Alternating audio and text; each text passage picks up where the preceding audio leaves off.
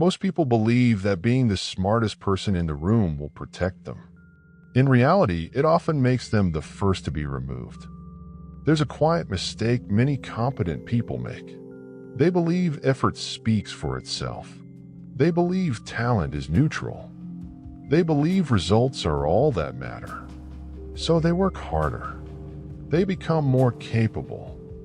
They solve problems others can't. And slowly, without realizing it, they create a threat, not because they did something wrong, but because they made someone else feel smaller. This usually happens in places of hierarchy, at work, in leadership, in mentorship, anywhere status exists. The tragedy is that most people never see it coming. They think they're being helpful. They think they're proving their value. But power doesn't interpret behavior the way competence does. It interprets it emotionally. In the early 2000s, there was a young executive at a mid-sized tech company. He was sharp, educated, exceptionally efficient. His boss, the department head, was respected but aging. He relied heavily on experience, not innovation. At first, the young executive was welcomed.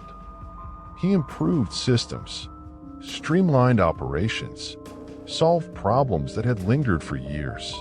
Meetings became shorter, results improved, and something else began to change. People started turning to the young executive instead of the boss. They asked him questions. They waited for his opinion. He never asked for authority, but attention followed him. The boss noticed. At first, it showed subtly. Less praise, more interruptions in meetings, ideas dismissed, then repeated later by someone else. Then came distance. Eventually, the young executive was excluded from key discussions. His projects were reassigned. His mistakes, once forgiven, were now documented. Within a year, he was gone. Officially, it was a restructuring. Unofficially, everyone EW. He had become too visible. This story feels personal, but it isn't unique. It repeats in corporations, in politics, in families, even in friendships. History is full of capable individuals who believe that excellence alone was enough. They misunderstood something fundamental. Power does not reward brilliance in isolation. It rewards those who understand position. Robert Greene opens the 48 Laws of Power with a warning that feels almost unfair. Never outshine the master. Not because you should be weak. Not because talent is dangerous. But because people above you do not fear failure. They fear replacement. Machiavelli observed the same dynamic centuries earlier. A prince may tolerate many flaws in others, but not anything that threatens his authority. When you make someone in power feel inferior, you awaken their insecurity. And insecurity is not rational. Let's break down why this happens. First, status anxiety. People in authority define themselves by their position. When someone beneath them appears more capable, it creates cognitive dissonance. Second, ego protection. The human ego does not respond well to silent comparisons, even unintentional ones. Third, perception over reality. It doesn't matter whether you intended to challenge them. What matters is how your behavior is interpreted. Humans are not objective evaluators. They are emotional signal readers. Competence sends a signal. Visibility amplifies it.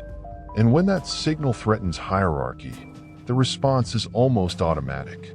This is why many talented people feel confused when they lose favor. They were playing a performance game. Power was playing a perception game. Now consider a different example. A political advisor working under a well-known leader, equally intelligent, equally capable. But instead of showcasing his brilliance publicly, he framed every success as the leader's vision. In meetings, he asked questions instead of making statements. Privately, he offered solutions. Publicly, he let others take credit. He became indispensable, not because he appeared powerful, but because he made power feel secure. Over time, his influence grew quietly. He gained access, trust. Eventually, when leadership changed, he was the one who same intelligence, different understanding of human nature. Both stories follow the same law. One man believed power respected merit. The other understood power protected itself. The mistake is thinking this is about manipulation. It isn't. It's about awareness. Power does not move toward those who I need the brightest. It moves toward those who know when to dim the light. Most people lose influence not because they lack ability, but because they reveal it at the wrong time. The first law of power is not about suppression. It's about timing. Power does not disappear when you restrain yourself. It waits, and it tends to reward those who understand that human nature is rarely as fair as we wish it were.